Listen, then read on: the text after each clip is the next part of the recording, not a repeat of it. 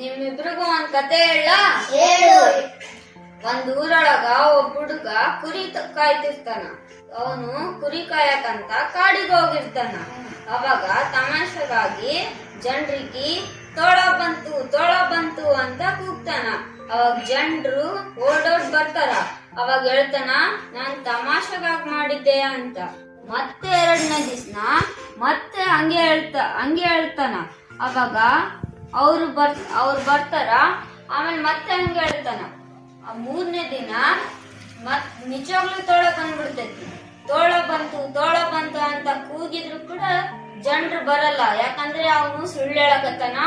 ಅವ್ನು ಸುಮ್ನೆ ನಮ್ಮನ್ನ ಮೂರ್ಖ ಮಾಡ್ತಾನ ಅಂತೇಳಿ ಅನ್ಕೊಂಡು ಯಾರು ಬರಲ್ಲ. ಅವಾಗ ತೋಳ ಬಂದು ಕುರಿನ ತಿನ್ಕೊಂಡು ಹೋಗತಿ. ಇದರಿಂದ ನಮಗೆ ಏನ್ ಅರ್ಥ ಆಯ್ತು? ಯಾರಿಗೂ ಸುಳ್ಳು ಹೇಳಬಾರದು.